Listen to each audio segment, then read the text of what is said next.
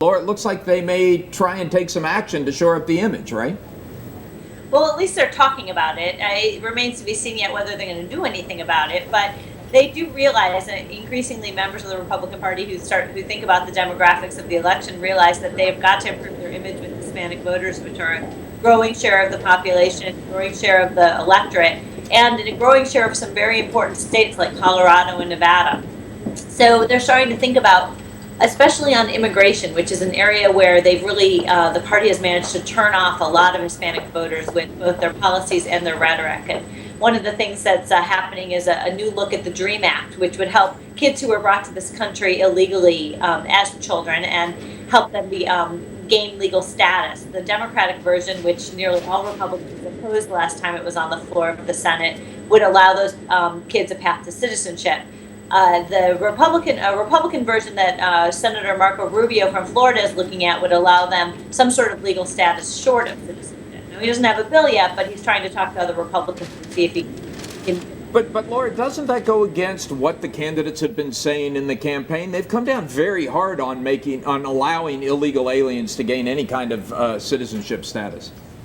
Right. It is the Republican presidential primary. People have run very far to the right on this issue. Talking about it as being amnesty, reward for illegal behavior, and so yes, I mean that's the problem that the party has. But if you talk to Senator Rubio, what he says is, we need to find a way to try to help kids who were, in this case, it's not their fault that they came here, and he's trying to sort of craft a middle ground.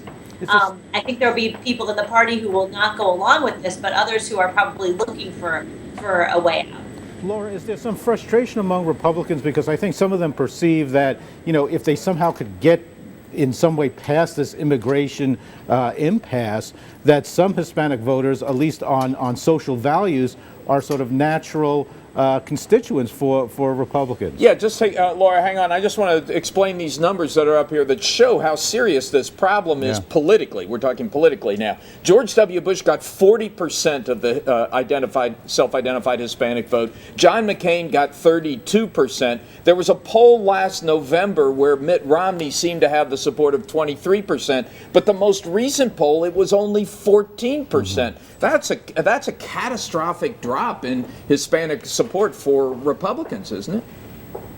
Yeah, I would say so. I don't know. I wonder if that 14% might be a little lower than it really is, but it's still a big, big problem. If you talk to Romney's advisors, they will tell you that he needs to be in the mid to high 30s. He needs to do better than John McCain did, because remember, John McCain lost. So he needs to do better than that in order to win, they believe. So the numbers he's at now are nowhere near enough. Okay, we got to ask you now, Marco Rubio is trying to do this with legislation, but you talk to any Republican about this and they say this is why Marco Rubio is the odds-on favorite to be Mitt Romney's running mate, assuming Romney actually gets the nomination. You think that's true?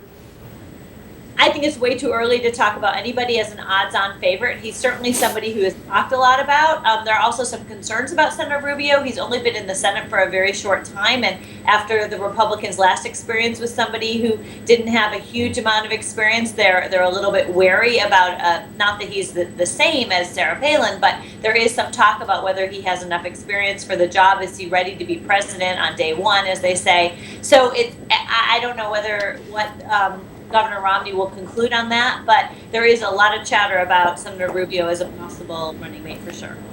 I mean, obviously it's all speculation at this point, Alan, but you could posit that Romney, if the poll numbers sort of stay the same and he becomes the eventual candidate, and because he's run to the right on some of these issues, including ones that alienate a lot of Hispanic voters on immigration, he could find himself in a similar position to John McCain 4 years ago, which was the impetus to pick Sarah Palin, to pick somebody who didn't have much experience, to sort of have a shock and awe effect, if you will, and he may find himself in the same position, whether it's Rubio or somebody else. If you look at the importance of this huge deficit in the Hispanic vote that these polls show, if you look at the importance of Florida, you can see why they're drawn in this direction. But who else is being mentioned, Laura? What are the other possibilities?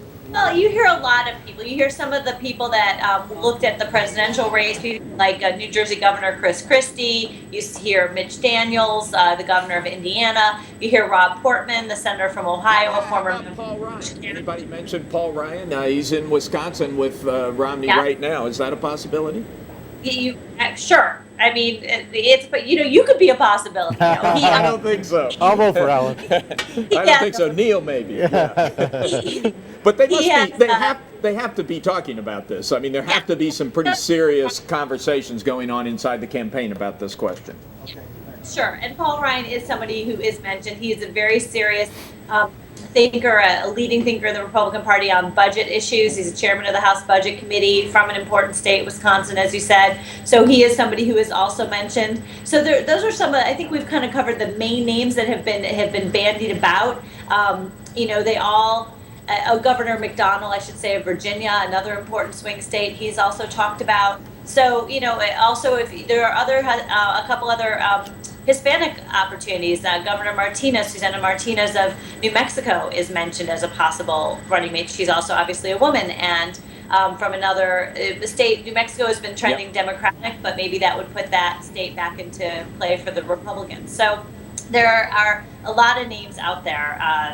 The other advantage, going back to Senator Rubio, since we started with him, is that he's very, very well loved by the Tea Party and the most conservative wing of the Republican Party, and of course Governor Romney is not. So that might be an advantage for him there as well.